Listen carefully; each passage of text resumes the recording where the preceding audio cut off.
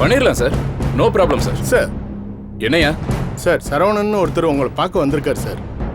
சரவணன்? கோயம்புத்தூர்லேருந்து வந்திருக்கிறதா சொன்னார் சார். ஏற்கனவே உங்களுக்கு தெரியுமா சார்? ஓ, அவரா? வர சொல்லுங்க. Okay sir. போங்க. சார், நோ ப்ராப்ளம் சார், நான் பார்த்துக்கிறேன் sir.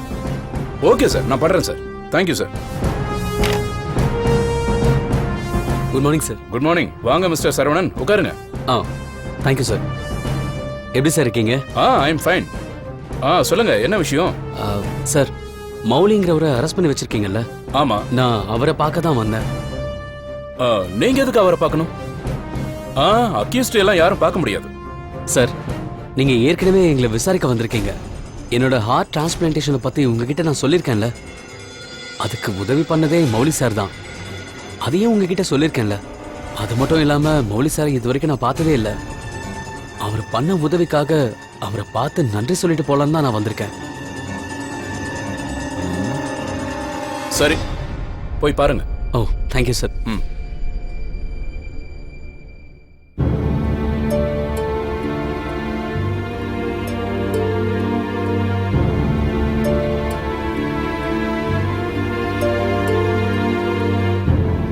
Mouli sir,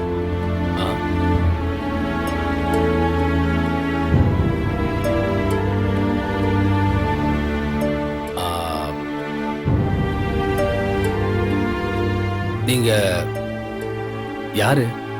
Mouli sir, நான் தான் சரவணன். கோயம்புத்தூர்ல இருந்து வந்திருக்கேன்.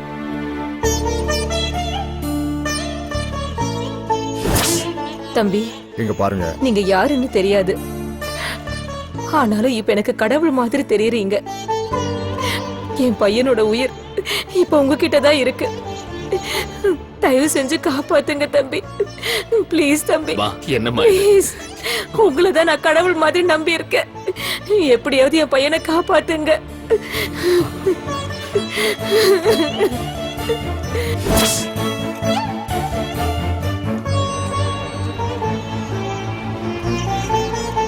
இப்ப எப்படி இருக்கீங்க?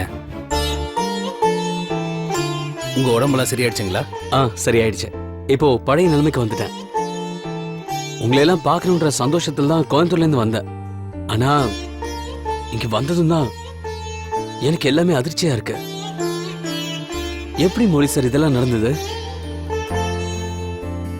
யாரோ திட்டம் போட்டு இப்படி ஒரு வேலையை பண்ணிருக்காங்க சரவணா.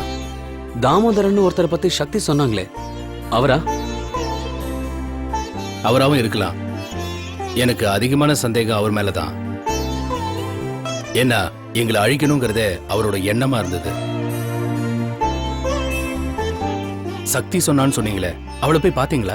அவங்கள மட்டும் இல்ல, உங்க மனைவி உட்பட எல்லாரையுமே போய் பார்த்தேன். அதுலயும் சௌந்தர்யா வார்த்தைக்கு வார்த்தை அண்ணா அண்ணான்னு கூப்பிட்டது இப்பவும் கூட என் கண் முன்னாடியே இருக்கு. அவளுக்கு அவ அண்ணன் மேல ரொம்ப பாசம். அதே போல பிரேமு அவன் மேல ரொம்ப பாசமா இருப்பான். அப்பவும் அவங்களுக்குள்ள சண்டை எல்லாம் வந்திருக்கு. ஆனாலும் அதை அவங்க மனசுல வச்சுக்கல.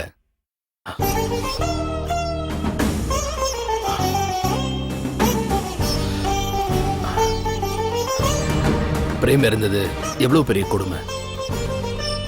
கல்யாணத்துக்கு முன்னாடியே நாங்க 2 பேரும் நண்பர்களா இருந்தோம். அந்த நட்பால தான் என் தங்கைய அவனும் அவ தங்கைய நானும் கல்யாணம் பண்ணிக்கிட்டோம். இப்போ அவனோட இழப்பு என் தங்கச்சிக்கு சோதனை ஆயிடுச்சு, அவன் தங்கச்சிக்கு சோதனை ஆயிடுச்சு.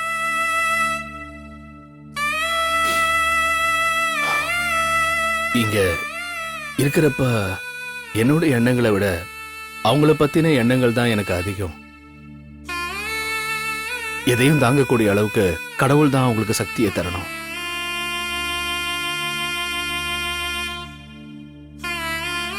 பாவம் அவங்க பாட்டி. அவங்க அதிகமா பேசுற வார்த்தை பிரேம பத்தி தான் இருக்கும். அவங்களோட வாரிசுனா பிரேம் மட்டும்தான் இருந்தான். இப்போ அவனையும் அவங்க இழந்துட்டாங்க. அவங்களோட வேதனையெல்லாம் வார்த்தையால சொல்ல முடியாது. இப்படிலாம் ஆகும்னே தெரியல. சரி, சக்தி என்ன சொன்னா? மௌலி சார், நான் உங்ககிட்ட ஒரு விஷயம் சொல்றேன். சக்தி அவங்க கிட்ட சொன்னதுதான் நான் உங்ககிட்டயே சொல்றேன். உங்க வீட்டுக்கு போனதுக்கு அப்புறம் தான் எனக்கு எல்லா விஷயமே தெரிஞ்சது. அதுக்கப்புறம் உங்களை பார்க்க இங்க நான் வந்தேன். அப்போ நீங்க இங்க ரிமாண்ட்ல இல்ல. ஆமா, எனக்கு உடம்பு சரியில்லைன்னு ஹாஸ்பிட்டல் கூட்டிட்டு போயிருந்தாங்க. அந்த நேரத்துல தான் நான் இங்க வந்திருக்கேன் போல. அப்படி நான் வந்த சமயம் சப் இன்ஸ்பெக்டர் கிட்ட தமையந்தி பேசிக்கிட்டு இருந்தாங்க. சோ மௌலிக்கு பிரேமோட குடும்பத்து மேல பகை இருக்கு. இப்ப மாடி இருக்கிற ஒருத்தனே போதுமே. இவன் வாக்குமூலத்தை வச்சே மௌலி மேல எஃப்ஐஆர் போடலாமே. போடலாமே. அப்போ முதல்ல அத பண்ணுங்க.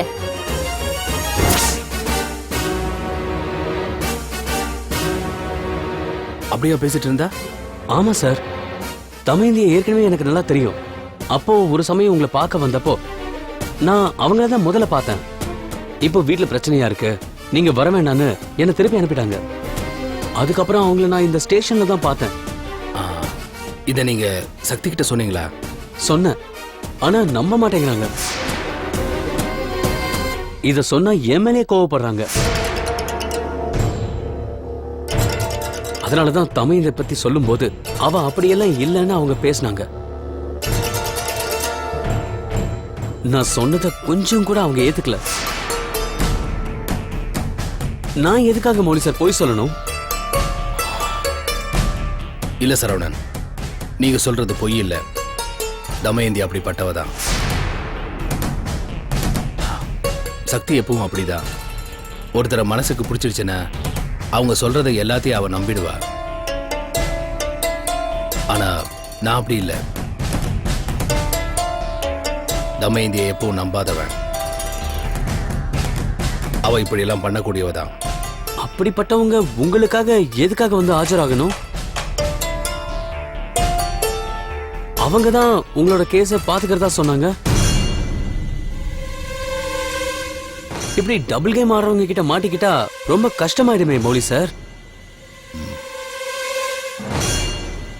நான் இவங்களெல்லாம் நம்பல சரவணா. தெய்வத்து மேல நம்பிக்கை இருக்கு, சத்தியத்து மேல நம்பிக்கை இருக்கு. அதனால நிச்சயமா எனக்கு ஒண்ணும் ஆகாது. அதுக்காக முயற்சி பண்ணாம இருக்க கூடாதுல்ல? தமையந்தி தப்பானவனு தெரிஞ்சதுக்கு அப்புறம் வேற ஏதாவது ஒரு வழியை கையாளணும்ல? நீங்க சொல்றீங்க சரவணன், ஆனா என்ன வழின்னு தான் எனக்கு புரிய மாட்டேங்குது. நான் வெளியே வந்தா ஏதாவது கண்டுபிடிச்சிடுவேன். ஆனா வர முடியலையே. முடியலன்னு இல்ல, வர முடியாதபடி வேலை பண்ணிட்டு இருக்காங்க. உங்களை சந்திச்சது ஒரு விதத்துல திருப்தியா இருக்க மௌலி சார். சக்தி மாதிரி கோவப்படாம நான் சொன்னது நம்புனீங்களே. நீங்க சொன்னதால மட்டும் இல்ல சரவணன். அவளை பத்தி உங்களுக்கும் தெரியும், எனக்கும் தெரியும், என் மனைவிக்கும் தெரியும். சக்தி கிட்ட சொன்னதுக்கு பதிலா சௌந்தர்யா கிட்ட சொல்லியிருந்தா அவன் நிச்சயமா நம்பியிருப்பா. சௌந்தர்யா கிட்ட பேசினேன். உங்களை எப்படியும் வெளியில கூட்டிட்டு வந்துட்டு தான் சொல்லியிருக்கேன். இனிமேதான் மௌலி சார் என்னோட வேலையை ஆரம்பிக்க போகுது. எனக்கு உயிர் கொடுத்தவர் நீங்க. அந்த உயிர் உங்களுக்கு தான் வந்து சேரணும். நான் வரேன் மௌலி சார், தைரியமா இருங்க.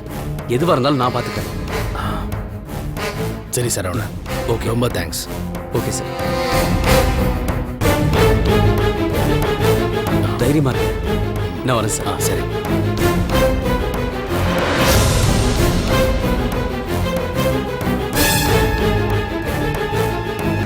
சக்தி எதுக்காக எல்லாரையும் கொண்டு வந்து ஆபீஸ்ல சேர்க்கறான்னு தெரியலையே. இதை கண்டுபிடிக்கிறது ஒன்றும் பெரிய விஷயமே கிடையாது. எல்லாம் ஒன்ன மட்டம் தட்டுறதுக்காக தான்.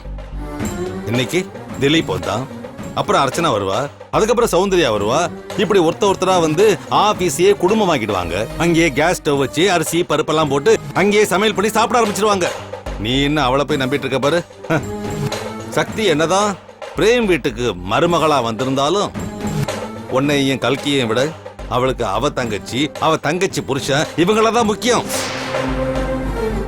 சரி, அப்படின்னா அவங்களே இருந்துட்டு போகட்டும், நான் வேலைக்கு வர மாட்டேன்னு சொல்லிடுறேன். அவங்களுக்கு ரொம்ப சந்தோஷமா போயிடும். சரின்னு சொல்லிடுவாங்க. சக்தி சரின்னு சொல்றாளோ இல்லையோ, கல்கி உடனே சரின்னு சொல்லிடுவான். ஆபீஸ்ல இருந்து மட்டும் இல்ல, நீ வீட்டை விட்டு வெளியே போறேன்னு சொன்னா கூட அவன் உடனே சரின்னு சொல்லிடுவான். நான் தான் அப்பவே சொன்னேனே, பொண்டாட்டியோட வாழ தெரியாத முட்டா பையன. ஒன்னு சொல்ற தமேதி, உனக்கு கல்யாண ஏற்பாடு நடக்கிறப்போ நான் அங்க இல்லாம போயிட்டேன். நான் மட்டும் இருந்திருந்தா உன் கல்யாணத்தை நடக்க விட்டுருக்க மாட்டேன். உன் படிப்பு, பதவி, அந்தஸ்து எல்லாத்தையும் அந்த கல்கி கிட்ட உன்னை அடக வைக்க விட்டுருக்க மாட்டேன். இல்ல, எல்லாமே நடந்து போச்சு. ரேஷ்மி மாதிரி இப்ப நீயும் புலம்ப ஆரம்பிச்சிட்ட. ஒன்னு சொல்ற கேட்டுக்க, எந்த காரணத்தை கொண்டோ அந்த ஆபீஸை விட்டோ வீட்டை விட்டோ வெளியே வரணும்னு நினைக்காத. சண்டை போடுற களத்துல தான் எப்போ ஒண்ணு கிடமே தவிர வெளியே வந்தா தோத்துருவோம். இதை நான் ரேஷ்மி கிட்ட சொன்னேன், அவ கேட்கல. அந்த வீட்டை விட்டு வெளியே வந்தா இப்போ அவளுக்குன்னு ஒரு அட்ரஸ் இல்லாமே போச்சு. அந்த நிலைமை உனக்கும் வரக்கூடாது இல்ல? உன் அளவுக்கு அவளுக்கு படிப்பு இல்லையே தவிர சக்தி கொஞ்சம் அறிவாளி தமேந்தி. ஒரு சின்ன சந்தேகம் வந்தா கூட அதை ஆராய ஆரம்பிச்சிருவா. ரேஷ்மி அவ எப்படி கண்டுபிடிச்சான்னு நான் கூட ஏற்கனவே சொல்லியிருக்கேன்ல. அதனால அவகிட்ட மட்டும் கொஞ்சம் ஜாக்கிரதையா இரு. நீங்க சொன்ன சந்தேகம் அவங்களுக்கும் வந்த மாதிரி தான் தெரியுது. மௌலியை ஏன் இன்னும் வெளியே கூட்டிட்டு வரலன்னு துருவி துருவி கேட்டுட்டு இருக்காங்க. எங்க வேற யாராவது வக்கீல் கிட்ட போயிடுவாங்களோன்னு தான் நான் யோசிக்கிறேன். யாரு வந்தா என்ன? அதான் என் ஆளு போட்டோ ஆதாரத்தையே வச்சிருக்கான்ல. நீங்க அதை ஒண்ண மட்டும் வச்சு சொல்றீங்க. அது மட்டுமே கொலைக்கான முக்கிய சாட்சி கிடையாது. மௌலிக்கும் தனக்கும் பழக்கம் இருக்குன்னு தானே போலீஸ் கிட்ட அவன் சொன்னான். ஆமா, அப்படி பழக்கம் இருக்கிறவன்னா மௌலியை பத்தி அவனுக்கு நல்லா தெரிஞ்சிருக்கணும்ல. மௌலியே நீங்க அடையாளம் காட்டினதால தானே அவனுக்கு தெரிஞ்சது. கோர்ட்ல நின்னு வக்கீலோட கேள்விக்கு பதில் சொல்லும் போது இதெல்லாம் பட்டு பட்டுன்னு வெளியே வந்துரும். அப்படியா? ஆமா, அதுக்காக தான் நான் வேற சாட்சியை ரெடி பண்ணி வச்சிருக்கேன். யாரு வருவாங்க பாருங்க. ரேஷ்மி மாதிரி ஆயிடுவேன், ரேஷ்மி மாதிரி ஆயிடுவேன்னு நீங்க சொல்றீங்களே, அப்படிலாம் நான் எப்பவுமே ஆக மாட்டேன். அவ பிரேம் மேல ஆசைப்பட்டா, அதனால ஏமாந்தா. ஆனா நான் அப்படி இல்லையே. அதனால என்னை பத்தி பயப்படாதீங்க. மேடம், வாங்க. ஸ்டேஷன்ல இருக்கிற மௌலியை பார்க்க சரவணன் ஒருத்தர் வந்திருந்தாரு மேடம். சரவண்ணா அவன்தான். ஏதோ நன்றி சொல்லதான் வந்திருக்கான்னு நினைச்சா வேற ஏதோ பண்ணுவான் போல இருக்கே. ஏற்கனவே ஒரு தடவை வந்தான், ஏதேதோ சொல்லி நான் திருப்பி அனுப்பிட்டேன். இப்ப திருப்பி வந்திருக்கானா? சரி, அங்க என்ன பேசிக்கிட்டாங்களா? தெரியல மேடம், ஆனா ரொம்ப நேரமா பேசிட்டு இருந்தாங்க. தமேந்தி, சக்தி மாதிரி மௌலியும் ஒன்ன நம்பர் வந்தானே? இல்ல, மௌலி சௌந்தர்யா ரெண்டு பேரும் ஒண்ணுதான். என்ன நம்ப மாட்டாங்க. அப்போ உன்னை பத்தி மௌலி சொல்லிருக்கணும். ஏன்னா ரொம்ப நேரம் பேசினாங்கன்னா அதுக்கு நீ தானே சப்ஜெக்டா இருந்திருக்கணும். அவன் எங்கிருந்து வந்தான்னு அட்ரஸ் ஏதாவது இருக்கா சார்? இல்ல சார், எதுவும் இல்ல. அப்படி ஏதாவது கிடைச்சா உடனே எனக்கு இன்ஃபார்ம் பண்ணுங்க சார். ஓகே சார், நான் பாத்துக்கிறேன். சரி, இன்னொரு விஷயம், வர வெள்ளிக்கிழமை அவரை கூட்டிட்டு கோர்ட்டுக்கு போறாங்கல்ல?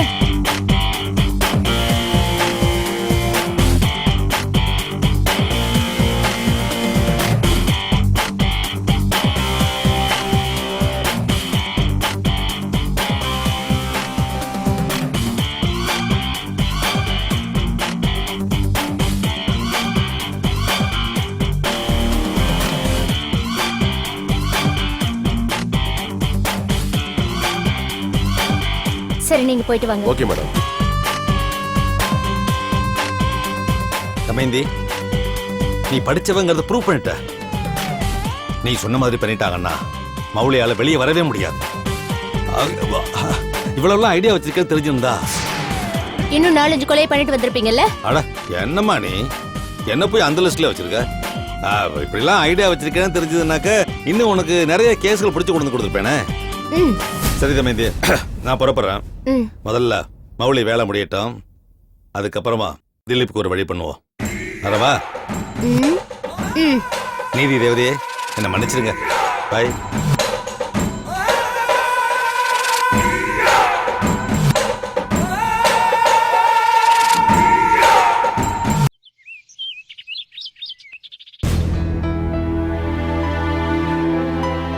சௌந்தர்யா ஆ கண்ண தூங்கிட்டானா? தூங்கிட்டான் பாட்டி.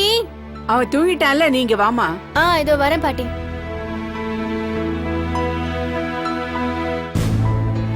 என்ன பாட்டி? சாப்பிட்டியா? ஆமா, அது ஒண்ணு மட்டும் தான் இப்ப முக்கியம். ஆமாண்டி, முக்கியம்தான். இது இல்லைன்னா எதுவுமே இல்லையே. எல்லா மனுஷங்களும் ஓடி ஆடுறதுக்கு இதுதானே காரணம். ஆமா, இந்த தத்துவம் எல்லாம் ஒண்ணும் வேண்டாம் பாட்டி. அண்ணி எங்க போனாங்க? ஏன் இன்னும் வரல? போன் பண்ணா கூட எடுக்கவே மாட்டேங்கிறாங்க. தெரியல சௌந்தர்யா, இதோ வரேன்னு சொல்லிட்டு போனா வந்துருவா. அதுக்காக நீ ஏன் கோவப்படுற? ஆமா, தமேந்தி எங்க போனா? கல்கி கூட ஆபீஸ்க்கு போயிருப்பா. அவ தொழில பார்க்காம எதுக்கு பாட்டி ஆபீஸ் வேலை எல்லாம் பாத்துட்டு இருக்கா? அவளை எதுக்கு அங்க கொண்டு போய் உட்கார வச்சிருக்கீங்க? அது உன் அண்ணனும் அண்ணியும் பண்ண வேலை. அப்ப கூட நான் வேண்டான்னு தானே சொன்னேன். அவங்க தான் கேட்கல. அதோ உங்க அண்ணி வந்தாச்சு.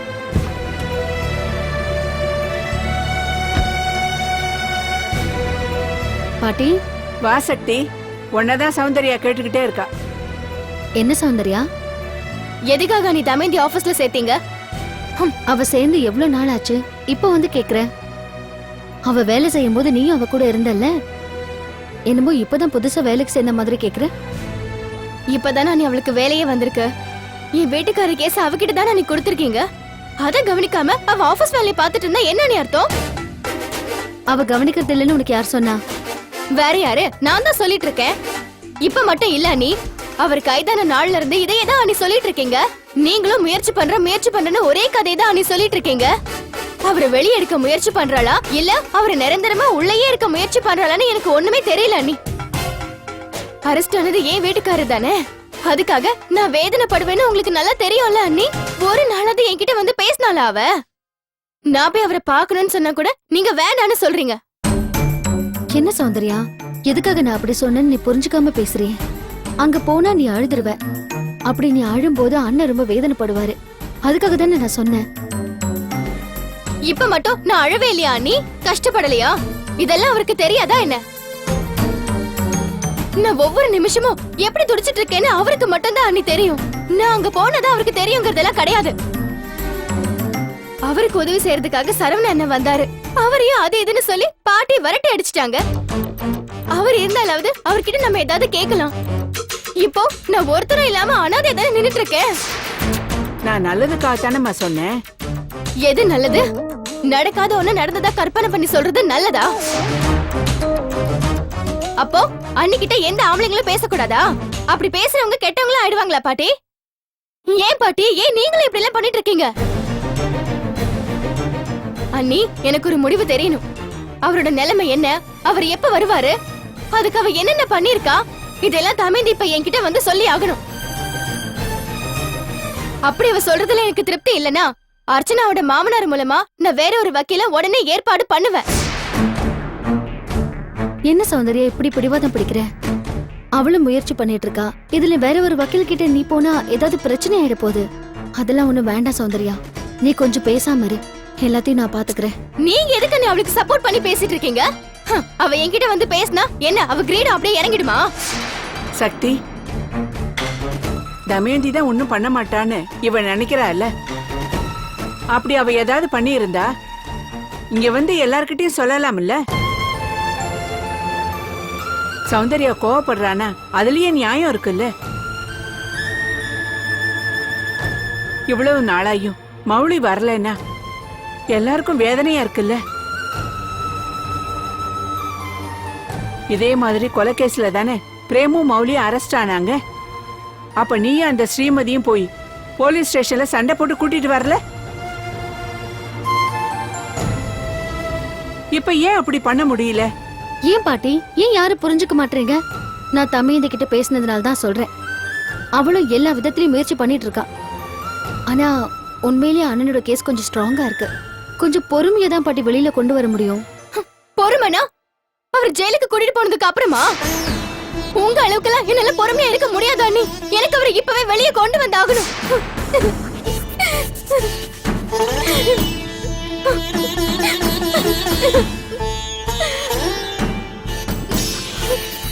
பாட்டி, இதுக்காக தான் என்ன பக்கத்துல கொண்டு வந்து குடி வச்சீங்களா? இங்க வந்ததுல இருந்து எனக்கு என்னெல்லாம் நடக்குதுன்னு பாக்குறீங்கல்ல.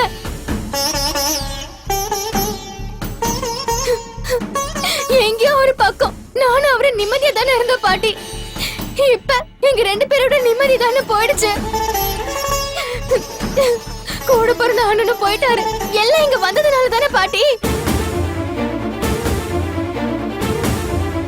இப்படி எல்லாம் அண்ணனை இழந்ததுக்கு அவரோட சண்டை போட்டு நாங்க தனியாவது இருந்திருப்போம்ல. அப்படி இருந்திருந்தா என் வீட்டுக்காருக்கு ஒரு கம்பெனி வச்சு கொடுக்கணுங்கிற எண்ணம் வந்திருக்காதுல்ல பாட்டி. குழந்தையும் இழந்து அண்ணனையும் இழந்து இப்ப அவரையும் இழந்துட்டு வேணும்னு தோணுது பாட்டி.